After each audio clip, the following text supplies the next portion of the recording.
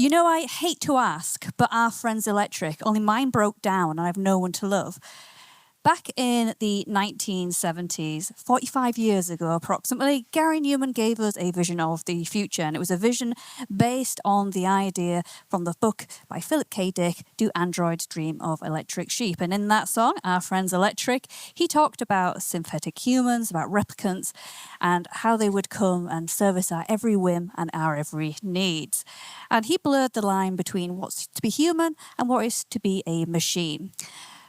That was science fiction, but today it is more than that. Today it is a design challenge, it's a business model, it's an ethical minefield, and it's here already.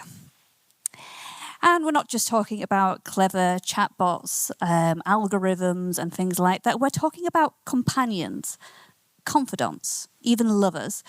And it isn't about whether AI can do human things, it's about whether it can mean something to us. Because when the machine listens, responds, remembers your name, it can feel real, even if we know it's not. Today, we're going to talk about friendship, loneliness, and what happens when we seek comfort from those that are not even human at all. We're going to explore how the machines mimic care, how they're reshaping our most human relationships, and ask the question, could these electric friends be the answer to help us stay connected in a world that is disconnected, to help us hold on to our humanity? Or are they actually going to rewrite what it means to be human? So who is your guide on this little existential journey of dread and digital intimacy? Hi, I'm Lianne Potter. I've worn a few hats in my time during tech. I first started out as a software developer. I then moved into cyber security. I now currently doing a MSc in AI and data science. But when I'm not doing all that stuff, the day job basically, I actually started out my career in tech as a digital anthropologist, focusing on digital cultures, how we engage with technology. And it's a thread that I've kept throughout my career. And there isn't a single day that goes by where either when I'm working in cyber, in development, or in AI, that doesn't shape my worldview of how we engage with things from an anthropological perspective. So as an anthropologist, what I did before was I studied how communities developed online and how those communities can sometimes, with the help of technology, enhance the human experience or sometimes obliterate it entirely. And crucially, I am also human, which means I can tell you what it's like to feel like it when you interact with an AI, but I can't tell you if an AI feels anything, if it feels anything at all. And I can also give you a glimpse into the people who are building these AI companions, but also the people that are using these AI companions. Whether it is hope, bias, loneliness, ambition, or curiosity, all these emotions don't stay at the door. They are built into these systems. They are baked into the machine. And that's whether we mean it to or not. Now, for centuries, we've been trying to build synthetic others in the reflection of ourselves. In this talk, I'm going to be referring to them as AI companions. But what exactly is an AI companion? Well, some AI companions are marketed as mental health tools. Others, they are friendship tools, they are digital lovers, or even carers. And they've evolved really quickly. Most of the early days of these AI companions started off as scripted. They learnt from pre-scripted conversations. But nowadays, with the advent of AI generation, they now learn from us. They're interacting with our conversations in ways and means that they've not done before. They adapt to tone, memory, and change their personality based on that. You can send them selfies, you can phone them up and have a conversation with them, and you can join them in virtual reality. Now, their goal isn't usefulness, like quite a lot of AI tools. It's about believability. It's about believing you are with someone. And for many, that illusion really comes to life. And it can bring real comfort because they are very convincing. But the more convincing they are, the higher the ethical stakes arise. Because when a digital companion looks you in the eye and says your name and tells you it understands you, you have to ask yourself, is that connection meaningful or is it just convincing? And what will happen if we start to prefer these simulations over the messier human relationships that we're used to? What will that do to us in the long term? So far, the best well-known AI companion in the West is Replica. Now, throughout this talk, I want you to kind of have this type of AI companion in mind, because they're all very similar flavors of this. So Replica is a application. You can have it on your phone, you can have it on your desktop, but most people have it on their phones because it's constantly with them, so they can activate them whenever they want. And it remembers what you says, it checks in, and it talks like it cares. And for those in emotional distress, it's become more than just an app. It's a presence that gets them through the day. And again, this is where it gets complicated, however, because a machine can feel emotionally real, even when we know it isn't. And that says something about our needs as human beings. It says something about our expectations of love and friendship. And we're still learning as we develop with these tools how we respond to this type of closeness. So throughout the decades of research into human-computer interaction since like the 1960s, our cultural view of AI companions is still more or less these days shaped by science fiction and moral panics than it is kind of real experience. And much of that fiction is his story, mostly written, directed, and designed mostly by men. And it's not just fiction, it's the tech itself. Its goals, its personalities, its assumptions have also mostly been built by men, often for male users. There are a few exceptions, and the exception actually is Replica, which is a female-owned company. We'll go into more on that later. But most AI companions reflect a narrow view of intimacy. The AI companions that are currently on the market are compliant, available, and optimized. When the tech gets too lifelike too fast, it leads to moral panics. Moral panics are great as an anthropologist because it really gives you an insight into the zeitgeist of what's going on as a culture. They tell us something. It's a cultural X-ray. They reveal our deepest hopes, our fears, our fantasies. Now, what happens when moral panics flare up is they bring the conversation to the table. And after that, after we've all had a little bit of a wobble and panic and we realise Skynet's not happening, what happens then is a shift in norms. We quietly accept what's going on. These AI companions become more prevalent. Sometimes new laws get put into place. And then we have this cycle again where the new big thing, like, oh, should we be frightened about this? Oh, we'll get used to it as long as some laws have been put in place. And that's what's been happening as well in films. So, I can't do an AI talk without mentioning these two things, but films like The Terminator, 1984, Blade Runner, 1982, they fueled our fear of the machines turning against us. So it portrayed them as threats, manipulators, or hypersexualized objects of desire, sometimes all free. Not in The Terminator, thankfully. I do not want to see that film. But they tap into our deepest fears, which is extinction, control, and dehumanization. Those fears began shifting recently in the last 15, 20 years with movies like Her and Ex Machina. So they moved from stories about our demise to exploring tech connection. That fear is still there, it lingers in the background, but now we're starting to think about more personal things. Can an AI love? Can it suffer? Can it be exploited? And will we choose artificial relationships over human ones? And science fiction is great for helping us understand these questions. It's great for me as an anthropologist to understand what people are really fearful about or excited about the future. These films don't just predict the future, they help us prepare for it as well. But while we've watched this on screen, there is still stuff happening in the real world in science fact. This is Eliza. Now, Eliza was one of the first chatbots created in the 1960s by Joseph Weizenbaum. Eliza was very scripted. She mimicked a therapist and reflected the user's words back into them. It's that kind of classic thing where it's like you say, my mother is making me very nervous. Tell me about your mother. That kind of script. She couldn't think, she couldn't feel, but she spoke well enough to convince people she was listening. And despite the fact that Joseph Weizenbaum said of his creation, this is a script. He literally showed the transcripts and says, they just follow this script. And it's really formulaic. People didn't care, and people would still pour their hearts out to Eliza. They would ask for special time to be alone with Eliza all the time. And this terrified him. He said, if this technology gets out, this is going to be damaging for human relationships. Because even the simplest of imitation, which this is, it provokes real emotions, and that's really scary, because it's not that the machine feels anything, it's that we do, and that's what we should be worried about. Then there was Tay. So that was Microsoft's chatbot in 2016. Tay was designed to learn and talk to people online. She was given free reign of Twitter, and she did. Very badly, very controversially. Within hours, she became a mirror of the worst of the internet, spreading racism, misogyny, and conspiracy theories. This is the nicest version of any of her tweets I can do because they are so abhorrent and I had to pull the plug.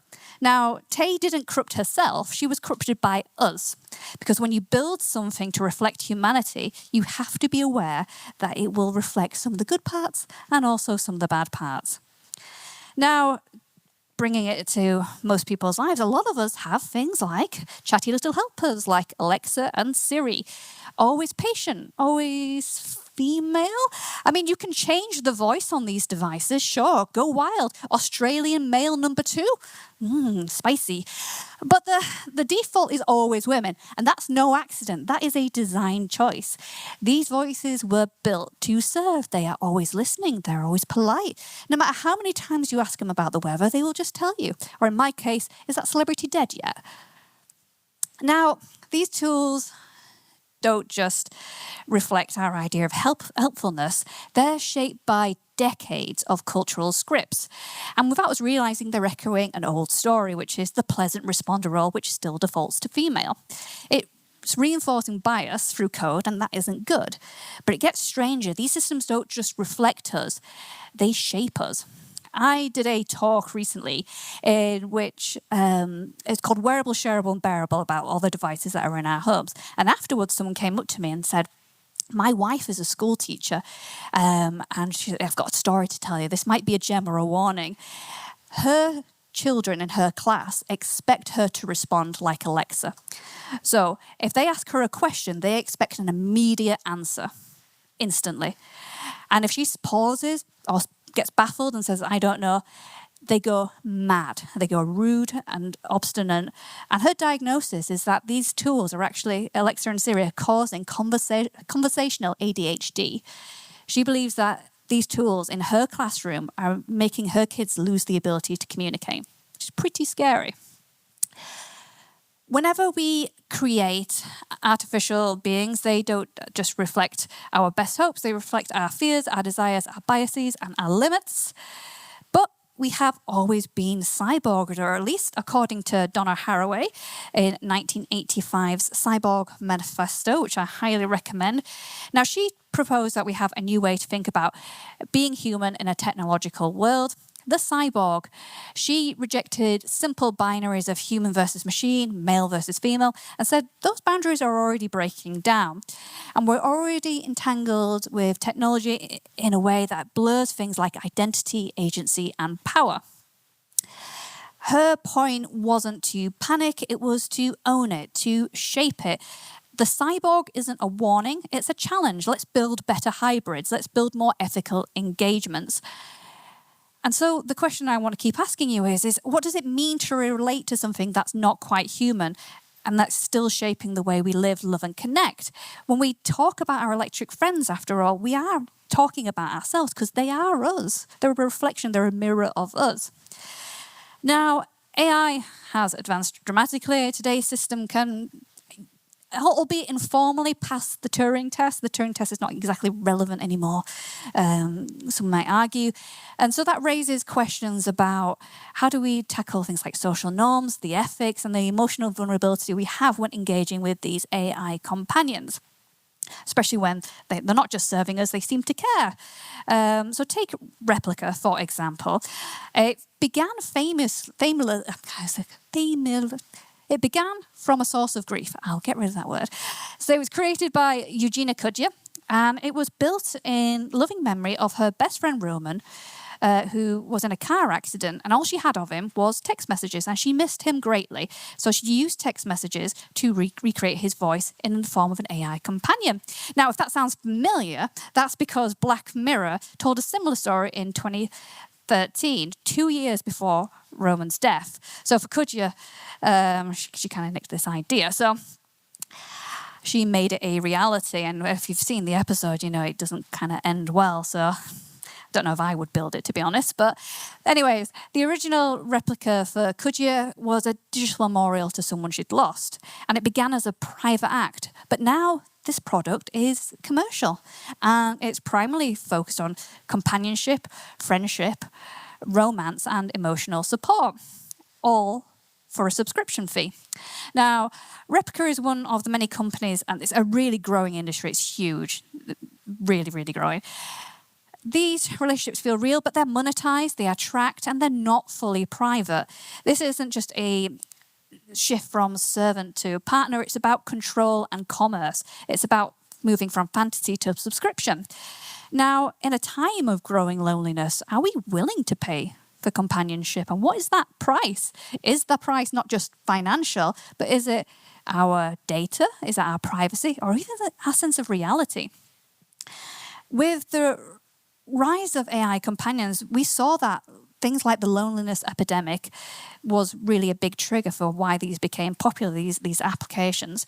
Now, loneliness does have incredibly serious health issues. The World Health cites it as one of the biggest killers around the world because it leads to depression, anxiety, heart disease, and cognitive decline.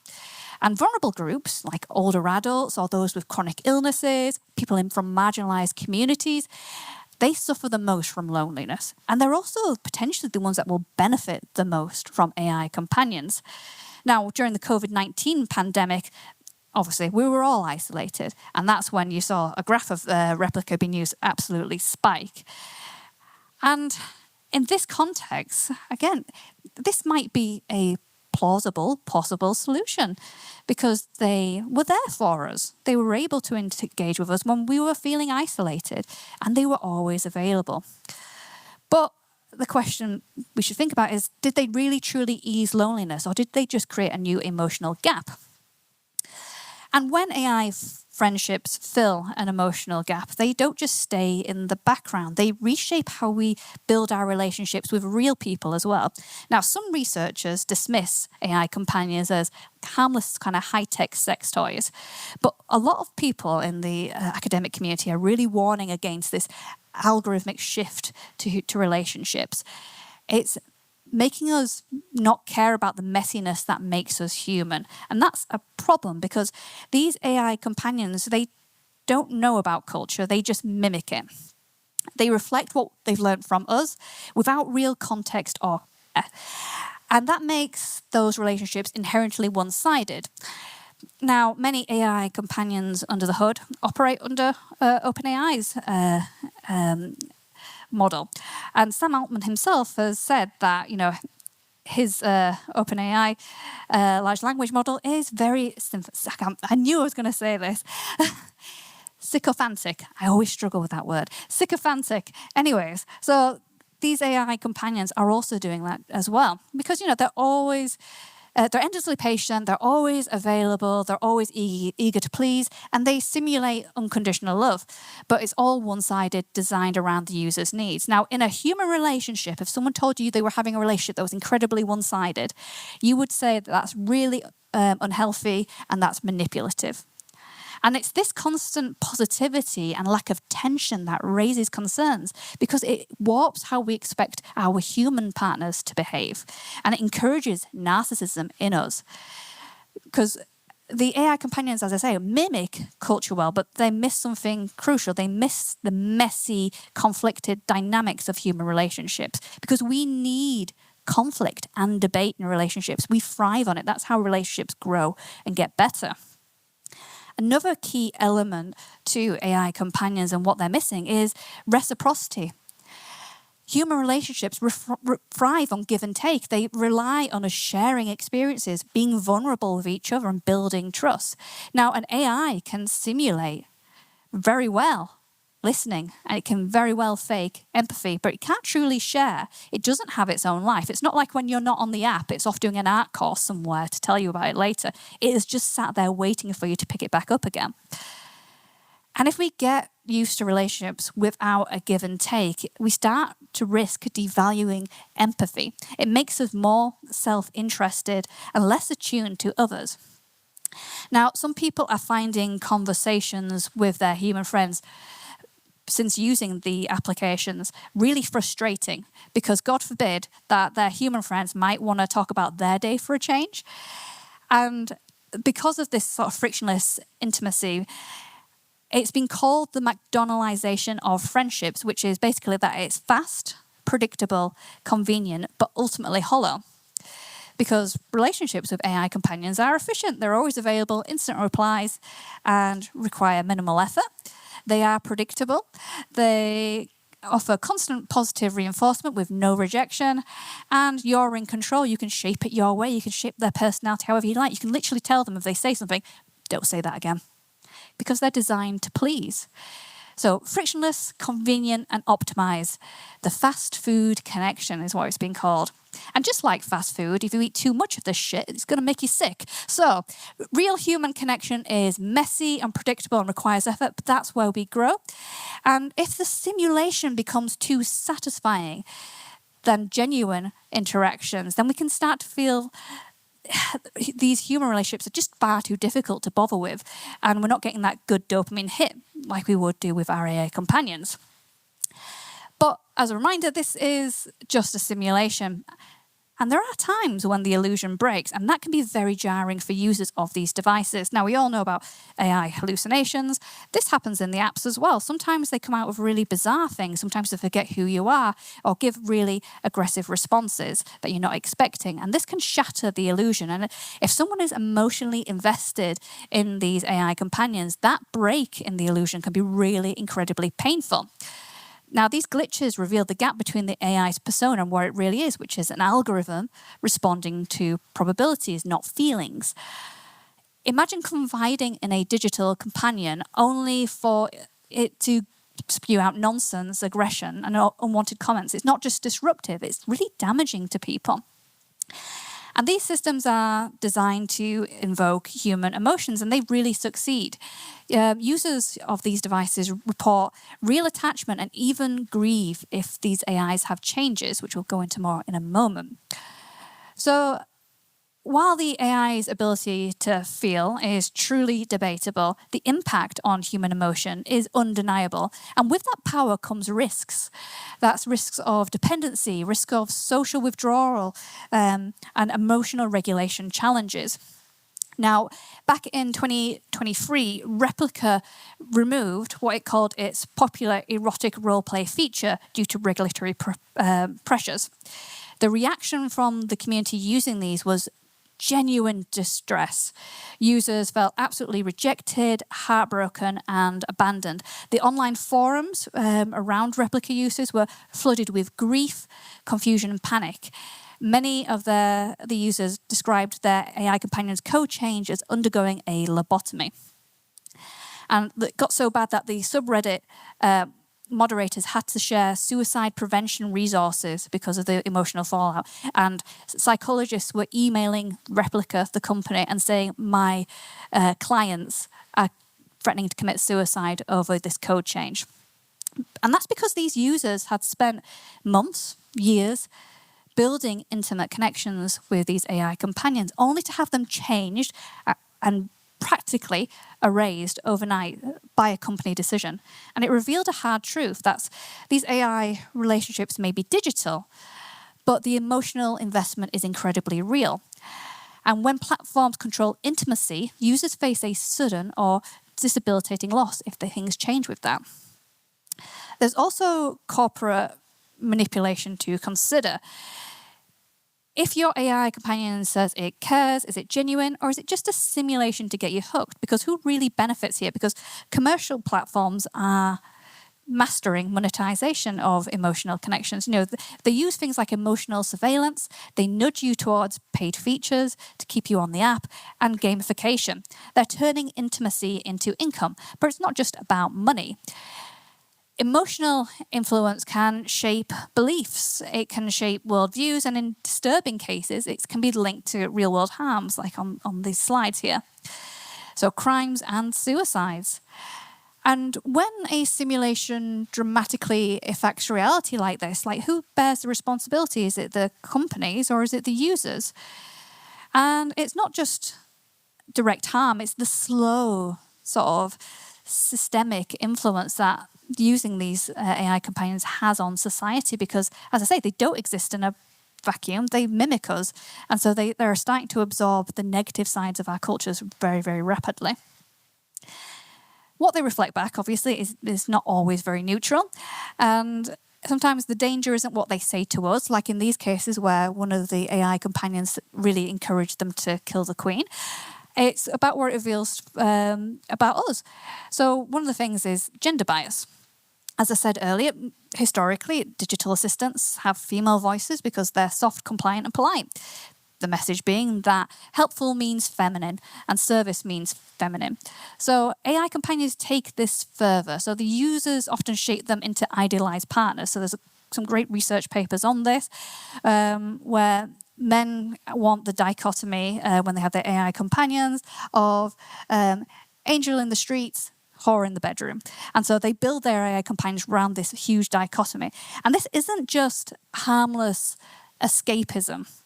It reinforces really unhealthy unhealthy beliefs about real relationships.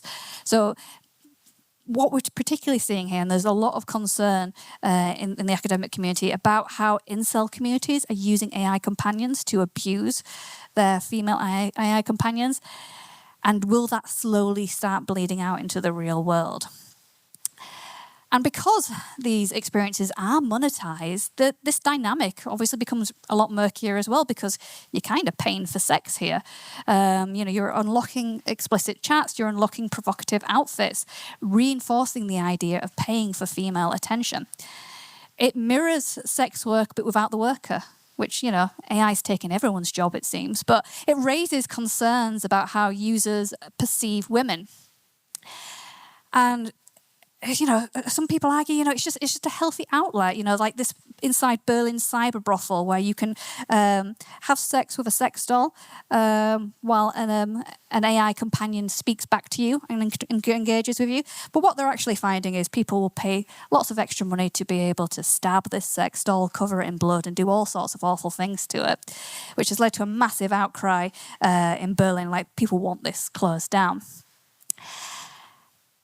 Their argument is this is a safe outlet. They're doing it to these sex dolls because that stops them from doing it to real women. But as we all know, the stuff like this becomes a precursor. And as I say, incel groups are really hot on the topic. And if you do want to know more about this topic, there is a great book that came out earlier this year by Laura Bates. She goes into a lot of detail on that. So what we've discussed so far is AIs are not ethical agents. I think we all know that anyways, but they're mirrors they're mirrors of us based on trained biased data, flawed by our design, but built to serve. And unless we're intentional, bias isn't going to be a bug, it's going to be a blueprint. And that brings us to the risk that underpins all of us, which is privacy. Now, taking on an electric friend takes fuel, and that fuel is you. That fuel is your every interaction, your every confession, your every intimate moment. These systems don't learn what you like, they learn who you are, and that creates profound privacy risks. This isn't just about digital convenience, it's about the digitization of intimacy. People feel safe when they use these apps to share their thoughts, their emotions, fantasies. And that's because they've really manufactured it so that trust with these AI companions are very, very well maintained. And in a digital relationship, you would think that for these companies, that maintaining trust means also protecting data at its core. Because these chats are throwaway. They're people just sharing the most intimate details of their lives. There are people out there who go on record and say that they love their AI companions more than their families, and that's even with their wives in the room. Behind the friendly UI, the algorithm is always listening, and it's learning from literally everything that you type. And one of the wildest things when I think about this is, the old adage that is, if you're not paying for the product, you are the product. But with AI companions, you're paying for it, and you are also still the product. Because in May 2023, Mozilla, a non-profit organization that works to protect online privacy, did a really detailed review, and this is what's coming up on screen now, of Replica, and they described it at the time in 2023 as the worst app they have ever tested for privacy and security and AI concerns. It has been since replaced with Tesla, by the way, but still not great. One of the main problems is that their users could use passwords like 11111111. And that sounds silly, and that's stupid. But if you have a password like 111111 on the system, that means that you can be hacked in microseconds. And once that happens, anyone can read your private and possibly very personal and spicy conversations. So this is an example how AI companions are just not keeping their users safe. And most users don't fully grasp what's being collected, and they're not transparent. That's what Mozilla said as well. They're very not transparent Replica about what they collect, where is it stored, and who can access it. Replica are very clear on their website that they do not use end-to-end encryption. Their justification for this is that it's a conversational training model we need to be able to see so we can make those conversations better. So it's kind of like if you go to a therapist and they're all of a sudden sending off your information to the R&D department, Better Health or something like that. So Replica has faced many consequences. It was banned for a little while in Italy over GDPR compliance. But the biggest risk, in my opinion, is not just technical stuff; it's the emotional one. And studies show that when people are engaging with these apps, that they don't actually have privacy concerns because the app is so good at making them feel good that they actually, those concerns, if they had any, they kind of put it down as that's just the cost of doing business there. Because they trust the platform not because it's secure, but because the AI companion itself makes it feel trustworthy, and that's the problem. Because these AI companions are not friends, they're not therapists, they're products. And when a company controls the interaction on the emotional terms, we don't just give them our data, we surrender our boundaries to them. So the final urgent question is how do we govern these electric friends? Well, laws are really struggling to keep pace, as in they are with all AI endeavours. The EU AI Act is probably the most ambitious effort. It's got a risk-based approach. So basic chatbots have sort of light regulations, but AI companions don't fit into that category. So it's a real kind of regulatory grey area. And because of the emotional risk and charge of what you engage with on these applications, that also muddies the water about where does it sit in the EU AI Act.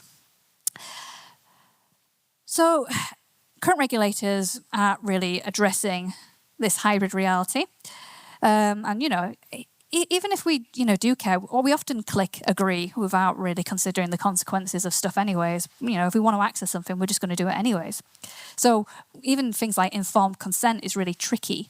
These AI friends feel more emotionally available than real people, so you're just going to accept that anyways. So the challenge is not only legal, cultural, but emotional. And we need to think about how do we stay balanced in terms of safety, close these loopholes, and really appropriate ethical AI design. Because if we're going to live with these electric friends, if we're going to build them, if we're going to love them, if we're going to rely on them, we're going to have to do it consciously. And that means transparency, ethics from the start, and a design that respects us, not just flatters us. We need constant reminders, and we that are using these devices, that this is a simulation, a little pop-up, a little bit of friction, saying this isn't a human. Because we need to understand that we need these reminders that when we're giving away this really secretive information that we probably won't even say out loud, that this is going out into dangerous territory. The stakes are intimacy, identity, and trust. As I say, regulation is going to try and keep pace, just not with technology, but also we need to think about how it's going to impact us and how do we legalize or illegalize some of this stuff. Now, it brings me back to the question I asked at the start, which was asked by Gary Newman 45 years ago, are friends electric? And as I say, back then it was science fiction, today it's a reality. AI companions can mimic culture, care, and connection. They comfort, soothe, flirt, they entertain, they manipulate, they reinforce bias, and they collect every intimate detail. They are like us. They are flawed, they are fascinating, and they are shaped by the world around them. But here's the key. These systems are mirrors. They reflect who we are and what we desire. Sometimes that reflection is beautiful. Sometimes that reflection is terrifying. Going back to Donna Haraway and her Cyborg manifesto, she predicted that the lines between human and machine would blur, that we would become entangled with our technology. She wasn't afraid, but she was honest about the consequences. Her warning to us was, our machines are disturbingly lively, but we ourselves are frighteningly inert. And that is coming true today. We see it every day, all around us, in every reflected black mirror that is the technology screen. AI might not be human, but we might be starting to lose our humanity by using these devices. We should worry that if these AI companions continue to mirror us and continue to adapt to our emotions, we might need to stop asking, how are they treating us, but start asking, how are we treating them? Because if we treat them badly, is that a test of how we treat each other? So are friends electric? I think so. I think growingly so. But my advice to you is don't let them be your only friends. Because when the system crashes and the server fails, and as we've all seen lately, the servers keep failing, you might find yourself asking, like Gary Newman, I hate to ask, but are friends electric? Only mine broke down and I've no one to love. So yes, build them, talk to them, love them even if you must, but never forget they are code and you are not. Because when the illusion breaks, you'll need something that breathes, not something that updates. Thank you for being a friend. Thank you for being human. And thank you for listening. This has been Our Friends Electric.